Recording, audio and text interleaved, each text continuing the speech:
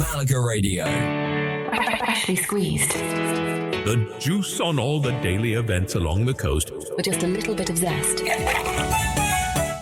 You're listening to the Malaga Radio Weekly Diary with me, Carmen. And me, Baptiste. If you're joining us for the first time, this is where we take a deeper look at the week ahead across the Costa del Sol. While Freshly Squeezed focuses on what's happening today, the Weekly Diary helps you plan the days ahead, whether you're already here on holiday or arriving very soon. This episode covers the week of June 15th to June 21st, and we've got quite a mix waiting for you. A brand new beach festival arrives in Nerja. Mountain villages celebrate local traditions. Major concerts return to Marbella and Fuengirola, and we'll also be looking at food, culture, outdoor adventures, and a few experiences that many visitors might otherwise miss. But first, we need to talk about Daniel. Which is not something we usually say. Not usually, but Daniel has accidentally disappeared down a rabbit hole. A very Costa del Sol rabbit hole. It started with a simple idea for a future podcast. It ended with him asking questions about something most of us think we already understand. And the more he looked, the more complicated it became. We're not giving away the answers today. Because Daniel hasn't stopped digging yet. So before we help you plan your week, let's find out what happened when Daniel started asking questions about chiringuitos.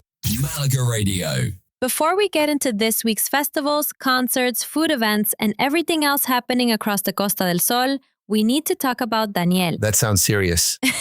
It is serious. Something has happened to him. I thought he was researching restaurants. That's what I thought. Has he found another rooftop bar? No. Worse.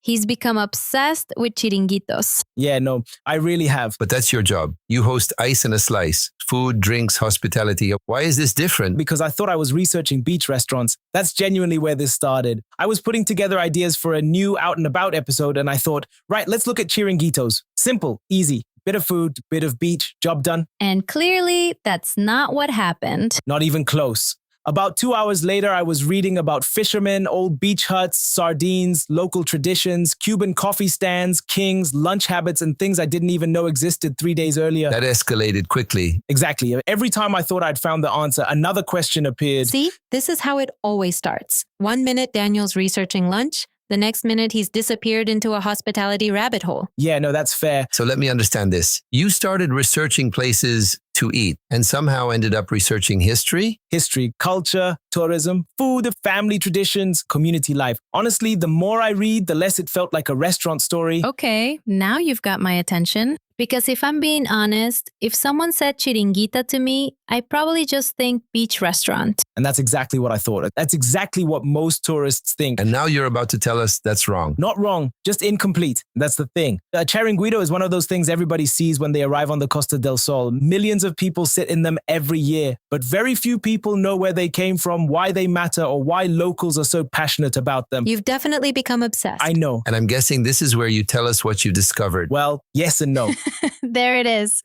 The famous Daniel answer. Yeah, no, because I want to save some of it for the podcast. But I will tell you this, the first thing I discovered was that a chiringuito is not really what most tourists think it is. And once I realized that, the whole story changed. All right then. Now you've got all of us curious. So what exactly is a chiringuito? See, that's the question. And the funny thing is, I thought I already knew the answer. Beach restaurant. Exactly. Beach restaurant. Job done. Next topic. Except the more I looked into it, the more I realized that's how tourists describe them and not how locals think about them. So how do locals think about them? Well, imagine trying to explain a village pub to somebody who's never seen one before, or a neighborhood cafe where generations of the same family have been going for years. The food matters, but the food isn't really the whole story. Okay, I get that. A lot of chiringuitos started because of the sea, fishing communities, families, people working along the coastline. Over time, they became places where people gathered, where families met, where Sunday lunches happened, and where friends spent entire afternoons talking. And now tourists see them as lunch stops. Exactly, which isn't wrong, but it's only one layer. This is already more complicated than I expected. Yeah, no, same. I genuinely thought I was researching menus. Instead, I'm reading about traditions. Now I have a food question. When do locals actually use them? Because tourists seem to eat whenever they feel hungry. That's another thing that surprised me. The rhythm is different. Tourists often arrive earlier, locals often arrive later. Lunch isn't always a quick stop before the next activity. Sometimes it's the activity. I love that.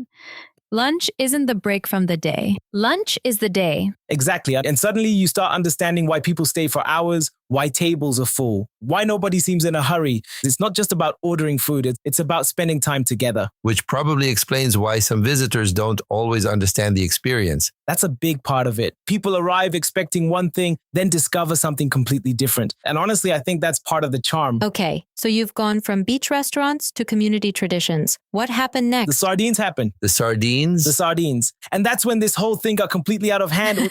I knew there was going to be a sardine story. Wait until you hear this one. Because I found a story involving a king, a fisherman, and a lesson about how to eat an espeto properly. Now that sounds like a story. Yeah, no, for sure. And that's the moment I realized I wasn't making a restaurant podcast anymore. All right, you've kept us waiting long enough. What's the sardine story? Well, first, I discovered that if you mention espetos to the wrong person, they will happily talk to you about sardines for the next 20 minutes. That sounds like something you'd enjoy. I absolutely enjoyed it. Then I started reading about a man called Miguel Martinez Soler. Most people knew him as Sardine Miguel. And before this week, I had absolutely no idea who he was. I already love this story. Yeah, no, it gets better. The story goes that King Alfonso XII visited Malaga. And while he was here, he was introduced to espeto sardines. Simple enough. Except apparently there was a correct way to eat them. Of course there was. Exactly. And according to the story, the king wasn't doing it properly. And so somebody had to explain to the king how to eat his sardines. No. Yeah, imagine that conversation. Your Majesty, respectfully, you're doing it wrong. That's my favorite food story of the year already. Mine too. Because suddenly you're not talking about lunch anymore. You're talking about tradition, identity, local pride, generations passing things on. And that's the bit tourists don't always see. Exactly. Most visitors sit down, order something delicious, enjoy the view and move on. Nothing wrong with that. But underneath that experience, there are all these stories, people, families, techniques, traditions, things that have survived for decades, sometimes much longer. And now, I'm guessing you're about to tell us where the word chiringuito comes from. I'm absolutely not telling you where the word chiringuito comes from. Daniel. No, I'm saving that. What about the story of the fisherman? Saving that too. The Cuban connection? Definitely saving that. You become impossible. Yeah, no, but here's the thing. Every time I answered one question, 3 more appeared. And that's when I realized this wasn't just a fun little radio topic, it was a proper story, a really big one. So this is the point where you decided it needed its own podcast. Exactly, because I looked at my notes and realized I hadn't even scratched the surface. And trust me, what we've talked about today is only the beginning. So what happens next? Well, originally I thought I'd make a simple list, a few recommendations, a few stories, job done. But now we're doing something much bigger. I've started reaching out to chiringuitos. I'm asking questions, I'm gathering stories. And the more answers I get, the more interesting this whole thing becomes. See, that's the bit I love. Because every visitor sees a chiringuito, but very few people stop and ask why they're there. Exactly. People know what they do, but they don't always know why they matter. And honestly, the more I learn, the more I realize these places tell you a lot about the Costa del Sol itself. Which means you're officially making this into an out and about episode. Yeah, no, for sure. The first one, Tourist Meets The Chiringuito. I knew that title was coming. And I am ridiculously excited about it. I can tell. You've spent 10 minutes talking about sardines. And I've still got more sardine stories. No, save them. Fine, I'll save them. But I will leave you with one thing. Just one. One thing. One thing. The question I still can't stop thinking about. Why did the chiringuito survive? Why here? Why on the Costa del Sol? Because other places had beach cafes. Other places had fishing communities. Other places had seaside traditions. But somehow the chiringuito became part of the identity of this coastline. And the answer is fascinating. And you're not telling us? Absolutely not. Good. Because now I want to listen to the podcast. That's the idea. And when the episode is ready, we'll let you know. We'll announce it on Freshly Squeezed. And on Ice in a Slice. And we'll add the link to the podcast description so you can find it easily. Trust me, if you've ever sat at a chiringuito or you're planning to visit one while you're here, you're going to look at them a little differently afterwards. Daniel, thank you. And I have a feeling this won't be the last time we hear about chiringuitos. No, definitely not. I've still got far too many notes, far too many questions, and apparently far too many sardine stories. That much is obvious. So we'll save those for another day. And when Tourist Meets The Chiringuito is ready, we'll let everybody know. You'll hear about it on Freshly Squeezed. You'll definitely hear about it on Ice in a Slice. And hopefully I'll have answered at least a few more questions by then. Only a few? Yeah, no, probably not. Thanks for having me. Daniel, thank you. Always a pleasure. Enjoy the rest of the weekly diary. While Daniel continues his investigation into one of the Costa del Sol's most famous traditions, we've still got a very busy week ahead. Because this week brings music festivals, village celebrations, food events, and some wonderful reasons to explore beyond the beaches. Let's begin with festivals and traditions. Malaga Radio. You know, Baptiste, I think if somebody arrived on the Costa del Sol this week and asked me for one festival they probably haven't heard about yet, I'd say Solaris Nerja. I think that's fair. Solaris Nerja runs from the 18th to the 28th of June at El Playazo Beach, just west of Nerja town. And what's interesting is that it isn't simply a concert venue. It's designed more like a festival village. That's what caught my attention. Sometimes you see an event advertised and it turns out to be a stage and a food truck. Solaris sounds more like somewhere you could actually spend an afternoon and evening. Exactly. The site includes the Solaris Village, food and drink areas, artisan stalls, digital art installations, and multiple spaces designed for visitors to explore before the headline performances begin. If you're staying in Nerja, Torcal, Frigiliana, or even Malaga City, it's the sort of place where you could arrive in the afternoon and stay until late evening. And Nerja's a lovely place to build a day around anyway.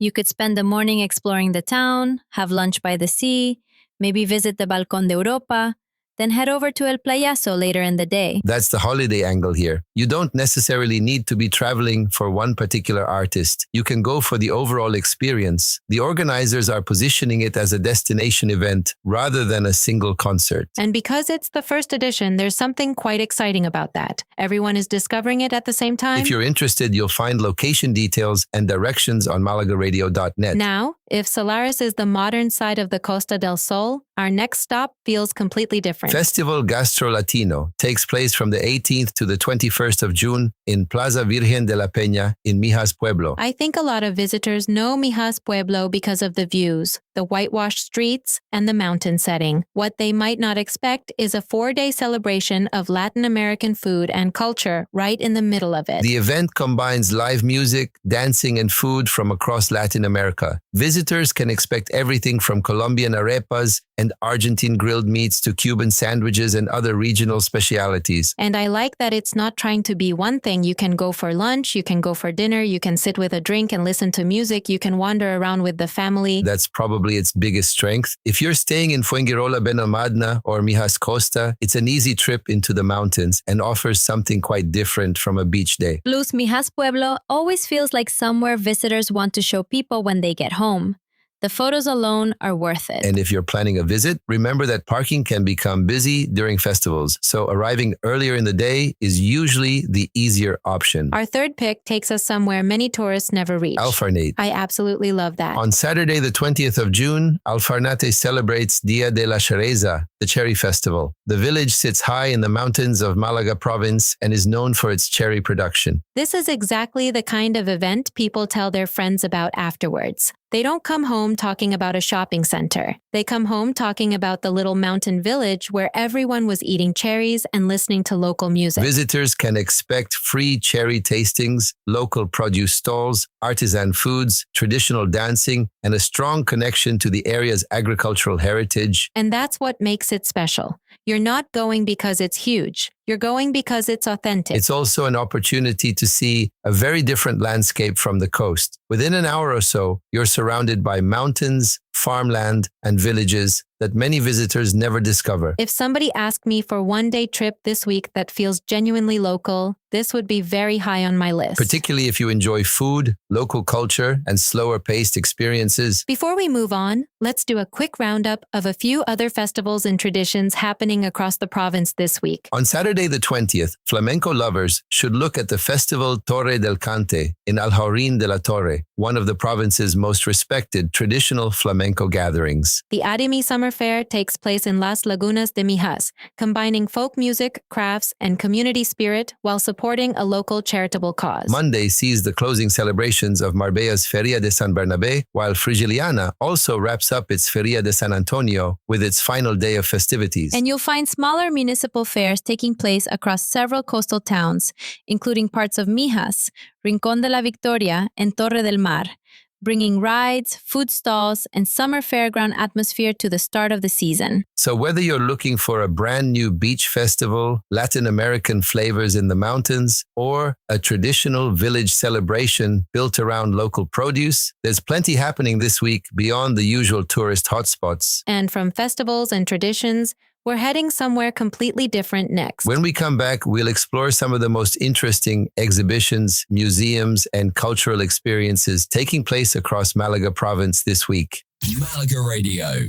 You know what I like about this next section, Baptiste? A lot of visitors arrive expecting beaches, restaurants, and nightlife. Then they discover Malaga has become one of the most interesting cultural destinations in Spain. And this week is a good example of that. Whether you enjoy contemporary art, photography, theater, or classical music, there are some genuinely memorable experiences taking place across the province. Let's start with something that sounds almost impossible to describe until you actually see it. Joana Vasconcelos at the Museo Picasso Málaga. This is one of those exhibitions where photographs don't quite prepare you for the scale. The exhibition runs throughout this week inside the Museo Picasso Málaga, located in the Palacio de Buenavista in the historic center. Visitors will find enormous contemporary installations created from materials you wouldn't normally associate with fine art. That's what fascinated me. We're talking about textiles, ceramics, fabrics, and everyday objects transformed into these huge sculptural pieces that completely change the rooms around them. And that's why it differs from a traditional museum visit. You're not simply standing in front of paintings. You're walking around and through large-scale works that often dominate the space. I think even people who don't usually visit galleries would enjoy this one because it's visual. You don't need an art history degree to appreciate something that's 10 feet tall and impossible to ignore. The museum is right in Malaga's old town, so it's easy to combine with a day exploring the cathedral area, Calle Larios, or the nearby Alcazaba. This feels like the sort of exhibition people remember months later. Particularly because the contrast between the historic Renaissance building and the modern installations is part of the experience itself. Now for something completely different. The Centre Pompidou Malaga. I always think this one has one of the best locations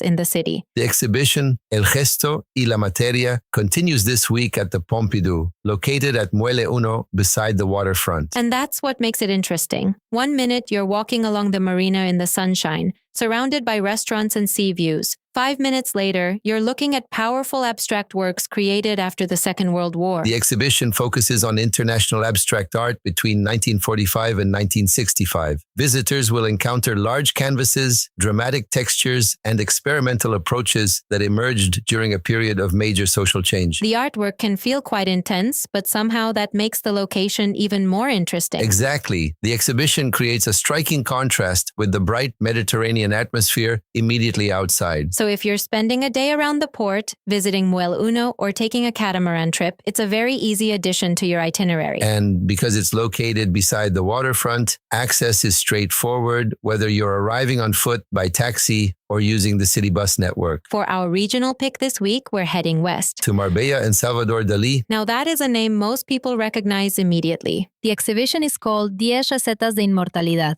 and can be seen at the Museo del Grabado Español Contemporáneo in Marbella's Old Town. What makes this interesting is that it isn't simply a collection of random Dalí works. It's a complete surrealist project presented together. Visitors can see engravings, illustrations, and original presentation elements that form part of a single artistic concept created by Dalí. And Marbella's Old Town is probably one of the nicest places to discover it. The museum sits within a historic 16th century building, so visitors experience 2 layers of history at once. The architecture tells one story, while Dalí's surreal imagination tells another. I also think it's a good option for people who want a break from the beach without spending an entire day indoors. Exactly. You can visit the exhibition, explore Marbella's old quarter, stop for lunch, and still be back by the sea later in the afternoon. Before we move on, let's quickly highlight a few other cultural events worth knowing about this week. Antigona and Jerusalem continues at Teatro Echegaray in Malaga between the 18th and 20th, offering a contemporary interpretation of a classical tragedy. The Orquesta Filarmónica de Málaga closes its season at Teatro Cervantes on the 18th and 19th with a major symphonic program. Santiago Aucerón and La Academia Nocturna arrive at Teatro Cervantes on Sunday evening, blending poetry, jazz, soul, and Spanish songwriting. At the Museo Carmen Thyssen, visitors can explore the Archipelago exhibition or even take part in the special Los Ribalta painting workshop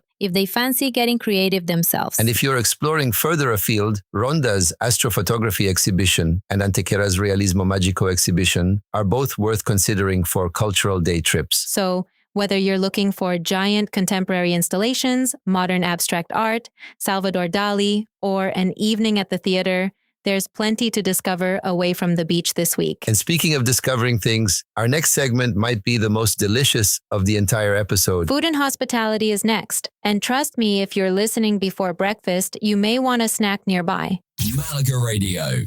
I knew you were going to enjoy this section. Because it's food. Because it's food. Fair enough. One thing I've noticed this week is that food isn't just appearing as something you do between activities. In several cases, it's become the activity itself. And our first stop proves that perfectly. Festival de las Culturas takes place in Torremolinos from the 15th to the 18th of June in Plaza de la Nogalera. Now, this is my kind of wandering. That doesn't narrow it down very much. Food stalls, music, people watching, trying things you've never eaten before. That's my kind of wandering. Festival de las Culturas transforms the center of Torremolinos into an international food and culture event, bringing together cuisine, crafts, and performances from multiple countries over 4 days. And Torremolinos actually suits it. It does. Few places on the Costa del Sol have the same international mix of residents and visitors. The town has welcomed people from all over Europe and beyond for decades, so an event like this feels very natural there. The nice thing is that there's no pressure. You don't arrive with a schedule.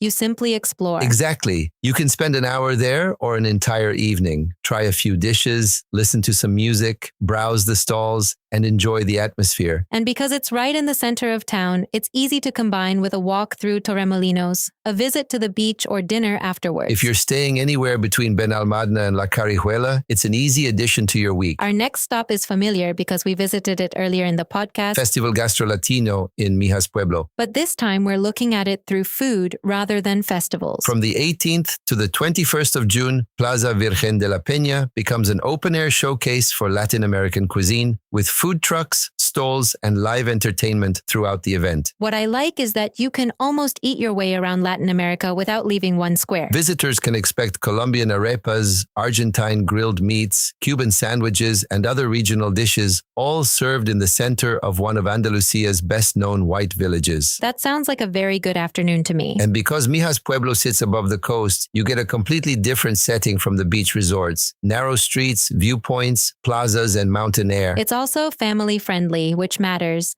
Some food events feel designed entirely for adults. This one feels much broader. That's one of its strengths. You don't need to be a food enthusiast to enjoy it. Now, for something that feels much more local. The Cherry Festival in Alfarnate. I think this may be one of the most Andalusian experiences we've mentioned all week. On Saturday, the 20th of June, visitors can head into the mountains to celebrate the local cherry harvest. More than 600 kilograms of cherries are expected to be shared during the event. And that's before we even get to the bread, cheese, olive oil, and everything else. Exactly. Local producers bring food from across the surrounding area, creating an authentic showcase of mountain gastronomy. This is the sort of event where you don't just taste food. You learn where it comes from. And that's increasingly what many visitors are looking for. Not simply a meal, but a connection to local culture and local producers. Plus, there's something lovely about discovering a village that wasn't originally on your holiday plan. Alfarnate is one of those places many tourists would never find without a recommendation. Our final deep pick is for people who enjoy learning something new while they're eating or drinking. The introduction to wine tasting course at the Museo del Vino Málaga on Saturday, the 20th of June. Now, this feels like one for curious travelers. The session runs from 10:30 in the morning until 2 o'clock in the afternoon and takes place in the heart of Malaga's old town. So what actually happens? Participants learn how to taste and evaluate wines from Malaga and the surrounding region. It's designed as an introduction rather than an expert-level qualification. Which is reassuring for anyone who thinks wine tasting means pretending to understand words like tobacco, leather, and mysterious forest berries. You can simply arrive with curiosity. The session includes local wines and regional food pairings, making it both educational and enjoyable. That sounds considerably better than sitting beside a pool arguing about where to go for lunch. Although you could do both. Before we move on, let's quickly mention a few other food and hospitality experiences worth knowing about this week. On Thursday evening, the Tanabata dinner at Batik combines Japanese-inspired cuisine with rooftop views overlooking the Alcazaba. Beer lovers can explore tasting workshops and brewery experiences at La Fábrica Cruzcampo and Cervezas Victoria. Bernardita Cocina offers hands-on cooking workshops where visitors can prepare and enjoy their own dishes alongside local chefs. Ocean Club Marbella hosts its Monday lifestyle event in Puerto Banús. while Nikki Beach celebrates Belgium Day on Sunday with themed food, entertainment, and beachside atmosphere. And if you enjoy shopping directly from producers, the Coin Agri-Food Market on Sunday is well worth a visit. So whether you're looking for international flavors, mountain produce,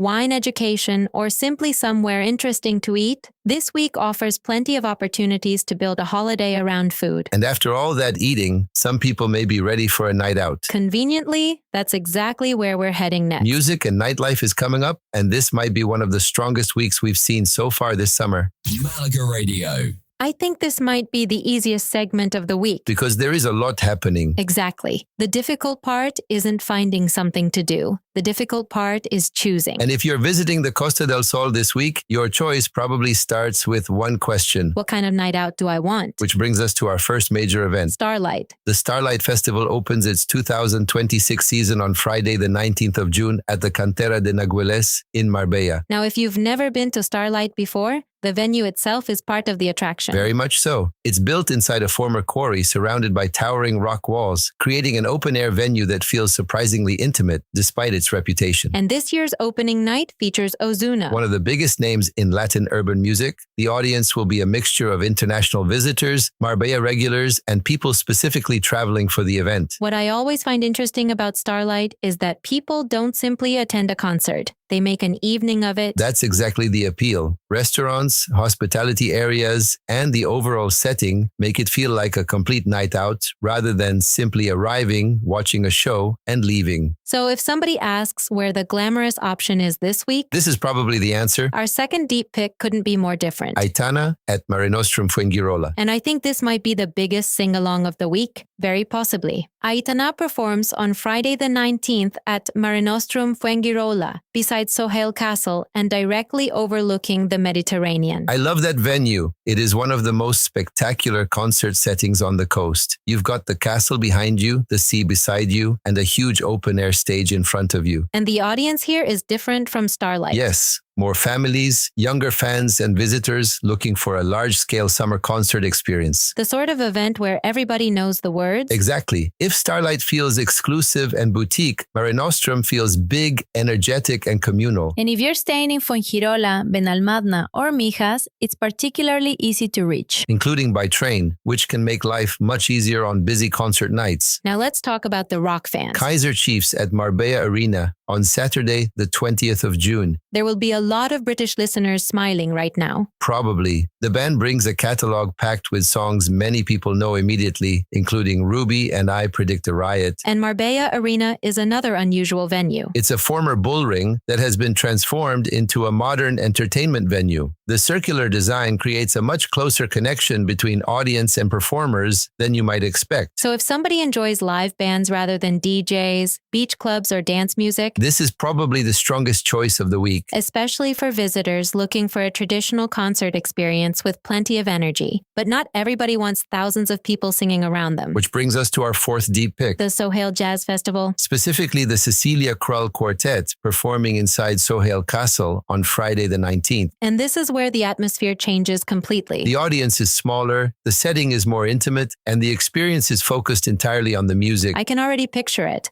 Warm evening, ancient stone walls, a glass of wine, somebody settling into their seat as the sun disappears. That's very close to reality. The concert takes place within the castle itself and offers a very different evening from the larger commercial events happening elsewhere on the coast. So if somebody is deciding between Aitana and Cecilia Krull, they aren't really choosing between artists. They're choosing between experiences. Exactly. One is a large-scale summer concert. The other is an intimate cultural evening. Before we move on, let's run through a few more music and nightlife options happening this week. On Sunday, Dutch house music star Mau P appears at Silencio Beach in Los Alamos, Torremolinos. Infinity Festival brings beach parties and club events to Torremolinos throughout the week, including its famous foam party. Clarence Jazz Club continues its excellent program with performances from Flora de Geus and Hector Tejedo alongside regular jam sessions. Vanity Saturdays at Pangea Marbella offers rooftop nightlife overlooking the yachts of Puerto Banús. While Sundance Sundays at Sublime Beach Club provides a more relaxed sunset soundtrack beside the sea. And that's what I like about this week. The variety. Exactly. You can spend Friday singing along with thousands of people, Saturday watching a legendary rock band, and Sunday listening to house music on the beach. Or replace all three with jazz if you prefer. That too. Coming up next, we'll leave the concert venues behind and head outdoors. Because whether it's football fever, mountain trails, sea kayaking, or canyon adventures, there is a lot happening beyond the stage lights this week. Sports and outdoors is next.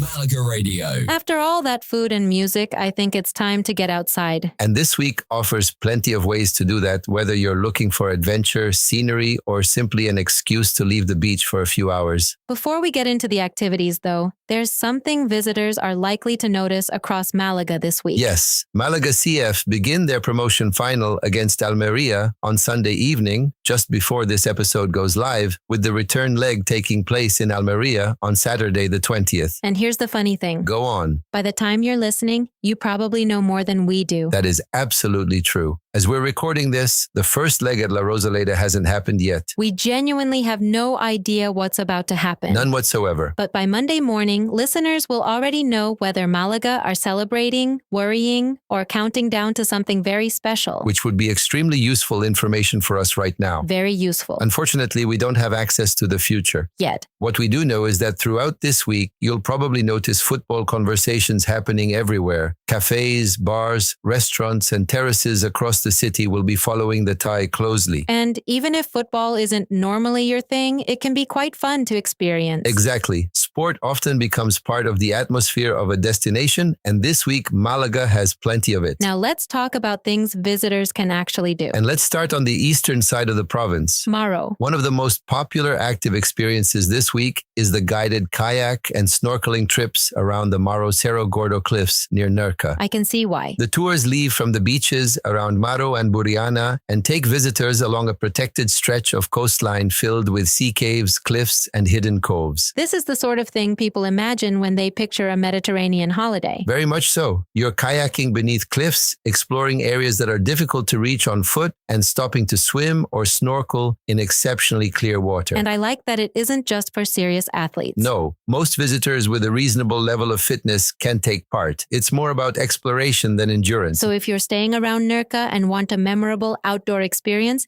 this would be high on my list. Particularly during the morning or late afternoon when the conditions are often at their best. Our next stop is for people who want something a little more adventurous. The Guadalmina River canyoning experience in Benahavis. Now this sounds like something I'd accidentally agree to and then immediately regret. Possibly. Until I started enjoying it. Almost certainly. So what does it involve? Visitors follow the Guadalmina River through a narrow limestone canyon. Along the way, you'll swim through natural pools, scramble over rocks, walk through water, and, depending on the route, tackle a few small descents and jumps. Which sounds considerably more exciting than lying beside a pool. It's one of the most popular adventure activities near Marbella and Benahavis because it offers something completely different from the coastal resorts. And it's surprisingly close. That's one of the biggest advantages. You can be standing beside luxury yachts in Puerto Banús 1 hour and walking through a river canyon the next. That is very Costa del Sol. Exactly. For our third pick, we're heading inland. To El Torcal near Antequera. Every time somebody shows me photographs from El Torcal, I assume they're from another planet. It's certainly one of the most unusual landscapes in Andalusia. The sunset walks, taking place on the 19th and 20th of June, allow visitors to explore the famous limestone formations during the cooler evening hours. And that's probably important this time of year. Very. The evening timing makes the walk far more comfortable while also providing some spectacular views as the light changes across the landscape. This feels like one of those experiences that photographers love. Photographers, walkers, and anyone interested in geology or nature. The rock formations were created millions of years ago and create a landscape unlike almost anywhere else in Spain. And because it's guided, you actually understand what you're looking at. Exactly. Now for something a little more serious. The Igualea Sky Race. This is definitely not my category. The race takes place on Saturday the 20th in the Serranía de Ronda and forms part of the National Skyrunner Series. So,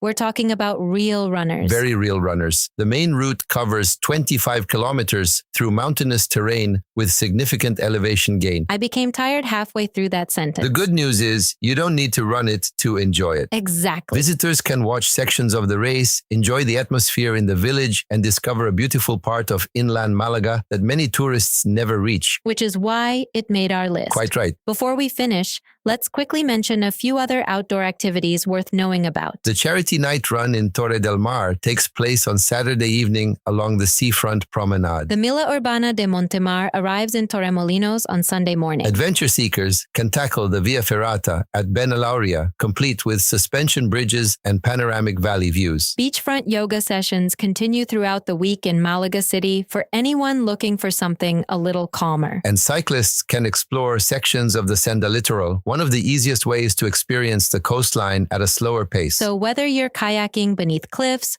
walking through river canyons, hiking among ancient rock formations, or simply enjoying a sunset yoga session, there are plenty of ways to get active this week. And that brings us to the end of our main categories. Which means all that's left is to wrap up the week ahead. Our final thoughts and where to go next coming up after this.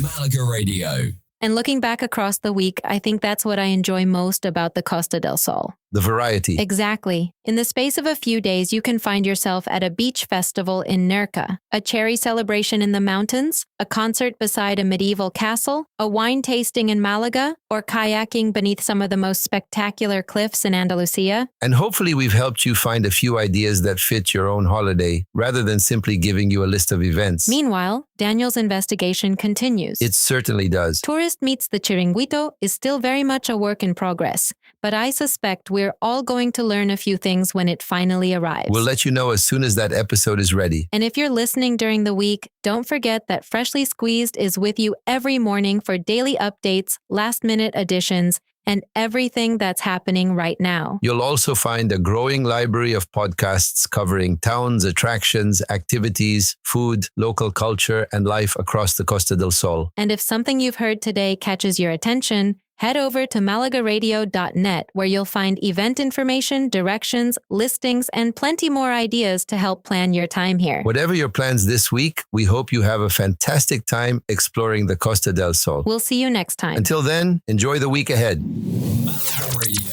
Malaga Radio.